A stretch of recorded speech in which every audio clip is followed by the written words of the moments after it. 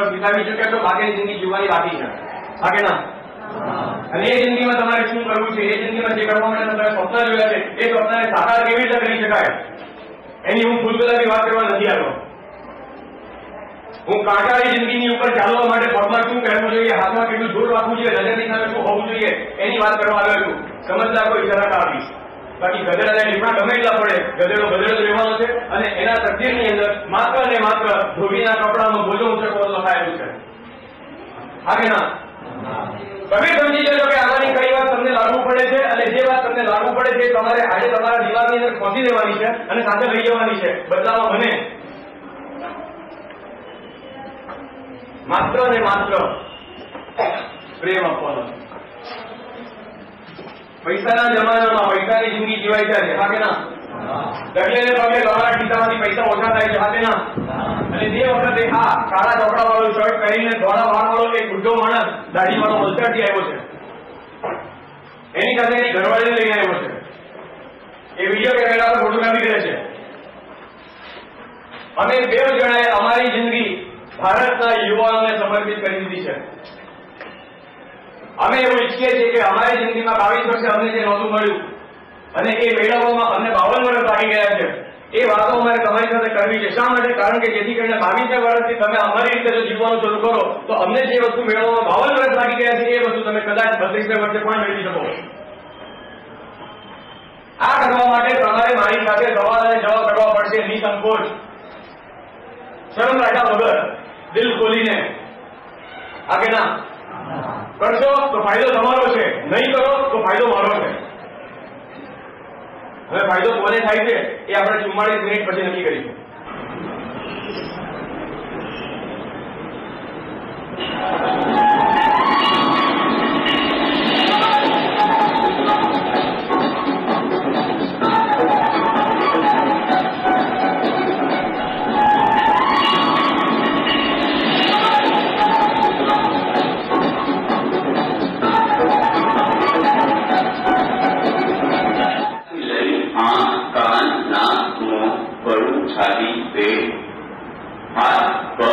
અને પછી અંદર ઘણું બધું ઈશ્વરે ભેટ કરી આપણને આ બધાનો ઉપયોગ આપણે કેવી રીતે કરીએ છીએ? મેં મારા વિડીયો થોડા ટૂંકા તરીકે એક ફેસબુક બતાવવા જઈ રહ્યો છું. દોસ્તો, જિંદગીની અંદર મને એવું લાગ્યું છે કે આપણે જન્મ પછી મૃત્યુ સુધીની સફર એક એક દિવસથી પસાર કરતા જઈએ છીએ. બાળકોને આપણે વગાડીને બજારમાં જાય ત્યારે બાળક પૂછે છે, મમ્મી આ ઝોડાખોડાની દુકાન પર કાળા અને પીળા કોટ કેમ છે? સફરજન લાલ કેમ છે? પાંદડા લીલો કેમ છે?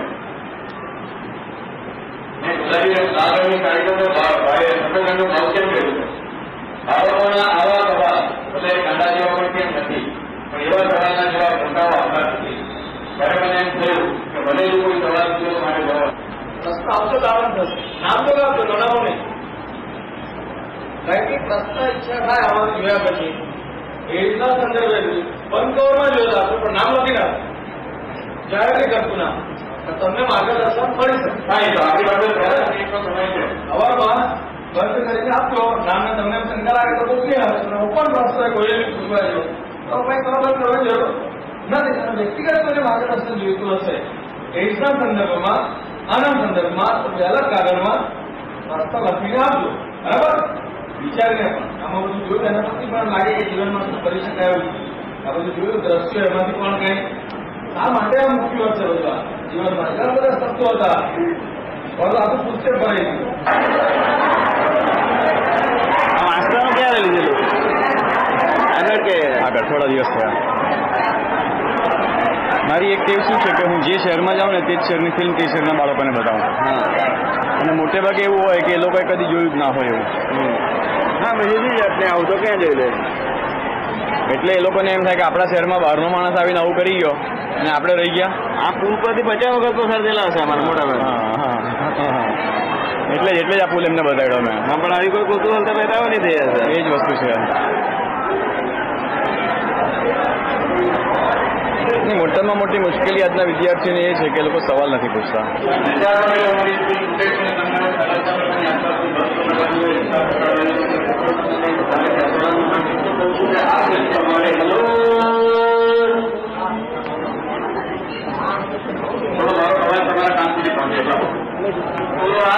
તમારે કાનથી જોવાની છે, આંખથી સાંભળવાની છે.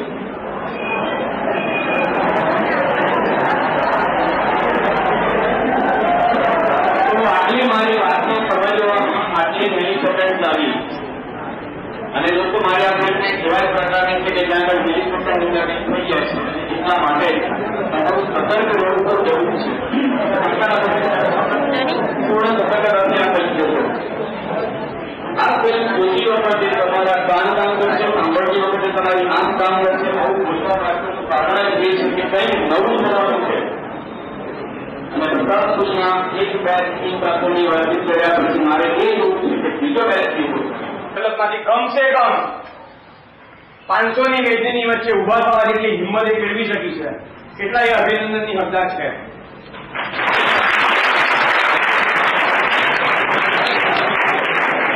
સારા સારા સુવિચારોની બધે લખેલા છે.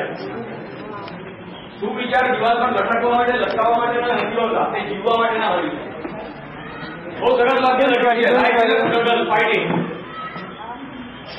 તમારા મગજની અંદર અત્યારે જબરજસ્ત વિચારોની લડાઈ ચાલી રહી છે કે યાર અશ્વિનભાઈ આવું કે છે અને મારે ઉભા થઈને ત્યાં જવું જોઈએ. ફાઇટિંગ ઉભા રહો જગ્યા ઉપર અને મારે આખું સર તમારી પાસે.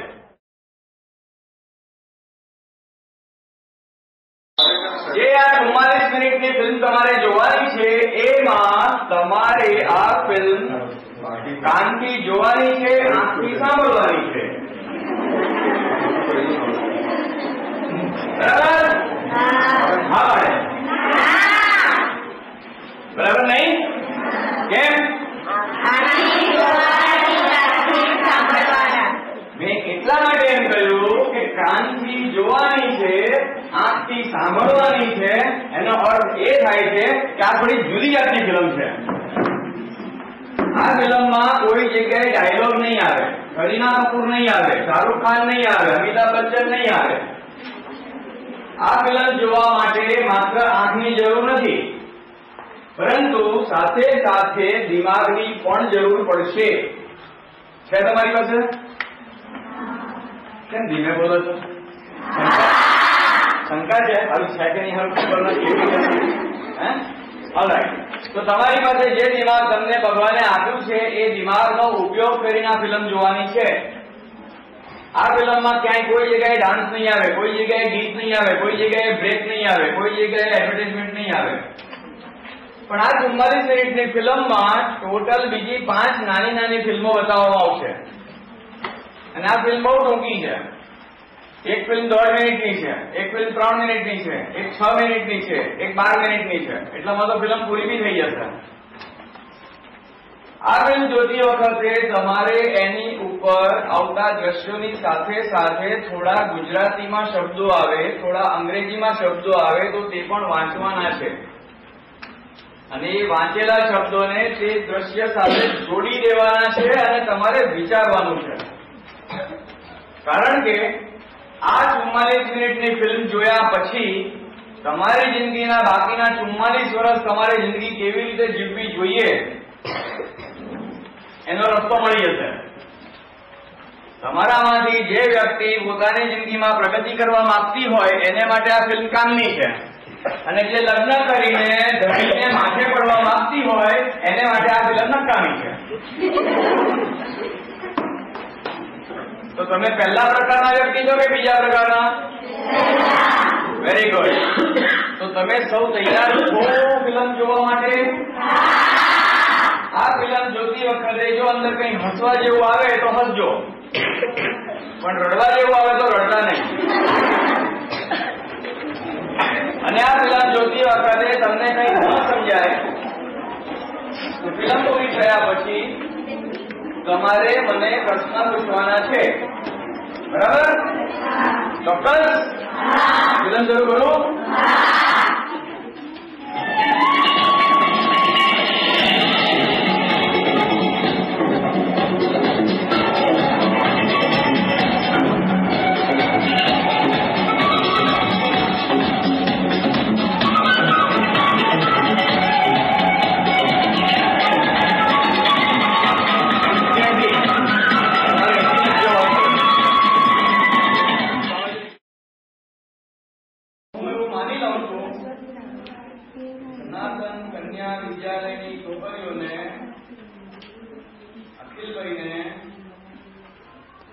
કોઈ પણ જાતનો સવાલ પૂછવાની ઈચ્છા નથી, બરાબર ને?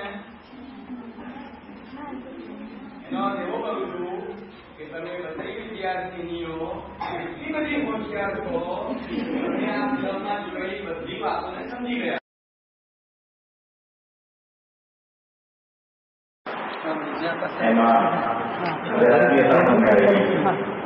વિદ્યાર્થીને લઈ જવું છે. દોસ્તો, મારે તમારી સાથે વાતો કરવાની છે એ બોલીને નથી કરવી. મારે કેટલીક ફિલ્મ તમને બતાવવી છે અને આ ફિલ્મ જોતી વખતે તમારે તમારા કાનનો ઉપયોગ ફિલ્મને જોવા માટે કરવાનો છે અને આંખનો ઉપયોગ ફિલ્મને સાંભળવા માટે કરવાનો છે. બરાબર? તમે આ ફિલ્મ કાનથી જોવાના છો અને આંખથી સાંભળવાના છો. બરાબર?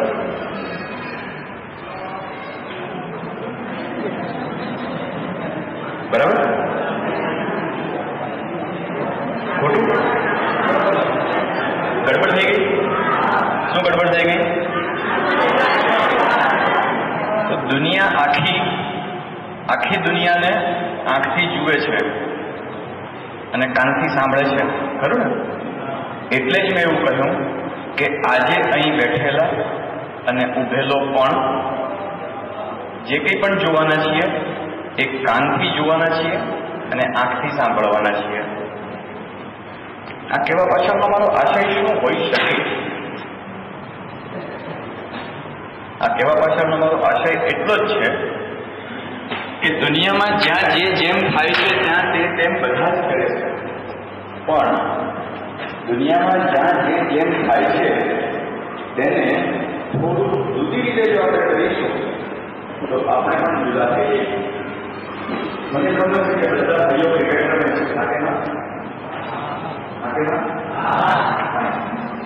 એટલે બધા રબરના બોલથી કે ટેનિસના બોલથી ક્રિકેટ રમો, નાકેમાં સીઝન બોલથી પણ રમો. સરસ. પેડ બાંધી રહ્યા ના, ગ્લોવ પહેરે ક્રિકેટ કરવાની વખત છે અને તમારા કેટલા જણા ક્રિકેટ રમવા માંગે છે? તમારા કેટલા જણા તેંડુલકર રમવા માંગે છે? તમારા કેટલા મહેન્દ્રસિંહ ધોની રમવા માંગે છે? બસ આ અભાવ છે. હું રમવા ખાતા કરું છું એટલે આપણે રોટીના ટુકડા જેવા થઈ જઈએ છીએ, નથી ઘરમાં નથી હાથમાં. જો ક્રિકેટ રમવું છે તો મનમાં નક્કી કરી લો કે મારે ઇન્ડિયન ક્રિકેટ લીગની અંદર દાખલ થવું છે તો જ મારે ક્રિકેટ રમવું. એક વાત આવી છે, જે દેશમાં 500 કરોડની વસ્તી હોય અને એમાંથી 100 કરોડ તમારા જેવા છોકરાઓ હોય એ દેશની 11 જણની ક્રિકેટ ટીમ આવી જુદી હોય, દિલ્હી હોય આ કે ના હોય ના. શા માટે? કારણ કે અહીંયા બળબડની ઈચ્છા નથી આપણને. હું તો ખાલી ક્રિકેટ રમવા મારો નંબર થોડો લાગે એમાં 11 જણમાં આપણો નંબર લાગે એવું ક્રિકેટ રમીએ તો ક્રિકેટ રમ્યા એવું કહેવાય. વાત આ છે. તો ભણવા વધારે ભણશો કે ભણવા માટે ભણશો આ વિષયને ધ્યાનમાં રાખજો. તો આ ફિલ્મ જે તમારી સાથે ચાલશે આ એક જ ફિલ્મ છે 44 મિનિટની.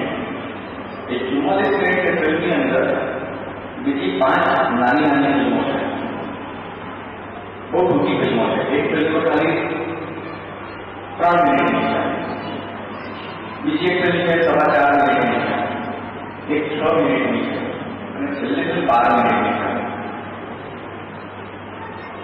આવી ફિલ્મ મારું અનુભવ છે અને નહીં જોઈ પાડે, કારણ કે આ ફિલ્મ મેં જ્યારે મારા કેમેરાથી શૂટ કરી છે. આ ફિલ્મની વચ્ચે વચ્ચે હું થોડી વાતો પણ કરીશ, અહીંથી નહીં કરું, સીધી પડદાઓથી કરીશ. આ ફિલ્મ પડદાઓ પર જે દ્રશ્યો ત્યાં કંઈક ગુજરાતી શબ્દો પણ લખેલા હશે, કોશિશ કરજો સાથે સાથે વાંચવાની. ત્રણ વસ્તુ છે. જે શબ્દો આવશે એ કાં તો તમે વાંચી શકશો અથવા એ શબ્દ ઝડપથી આવીને ચાલી જતા હોય તો તમે વાંચવાના રહી પણ જશો. ચિંતા નહીં કરતા. જેટલું નાયા એટલું પૂન, જેટલું વંચાય એટલું તમારું. કશેક અંગ્રેજી ફિલ્મ પણ છે એક, અંગ્રેજીમાં પણ કંઈક થશે, થવા દેજો. એટલું સમજ પડે એટલું તમારું, ના પડે એટલું મારું. બરાબર? પરંતુ 44 મિનિટની આ ફિલ્મ પૂરી થયા પછી આપણી વચ્ચે સવાલ જવાબ થાય એવી મારી ઈચ્છા છે. પણ સવાલ જવાબ કરવા જરૂરી નથી. પણ અહીંયા ઊંધું થશે. સામાન્ય રીતે શિક્ષક વિદ્યાર્થીઓને સવાલ પૂછે ને, હે? અહીંયા ઊંધું કરીશું આપણે. અહીંયા તમારે મને સવાલ પૂછવાના. બરાબર? બરાબર? હવે જો તમે સવાલ નહીં પૂછો તો મારે શાંતિ. બરાબર? હવે મને શાંતિ આપવી કે નહીં આપવી એ કોના હાથની વાત છે? તો તમે સવાલ મને ક્યારે પૂછી શકશો?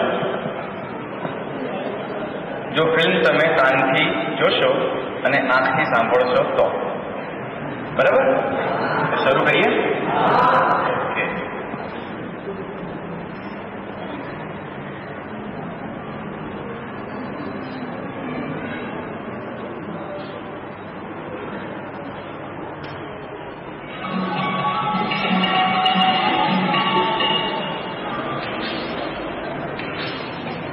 નમસ્કાર દોસ્તો, મારું નામ અખિલ સાઈ છે. માર્ગદર્શન નાના કાર્યક્રમ સાથે અમે તમારી વચ્ચે આવ્યા છીએ. વિશ્વાસ છે કે આજે આપણે જે કલાકનો સમય સાથે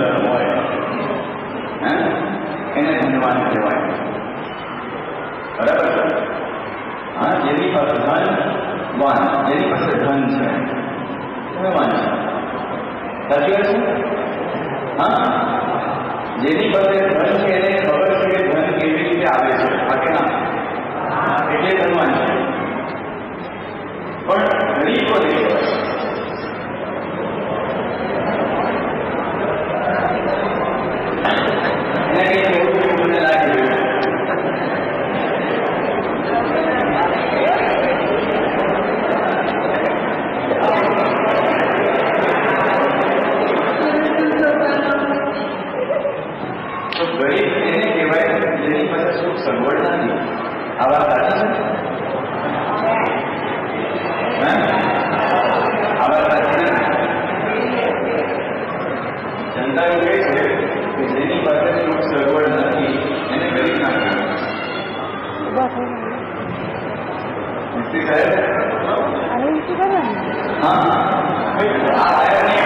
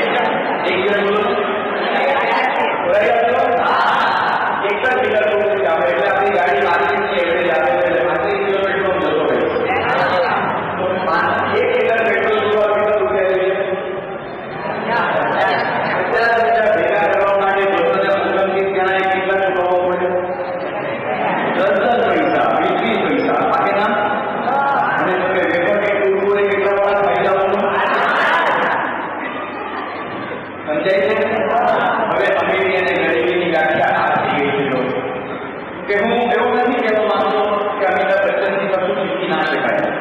અને હું એવું પણ કહેવા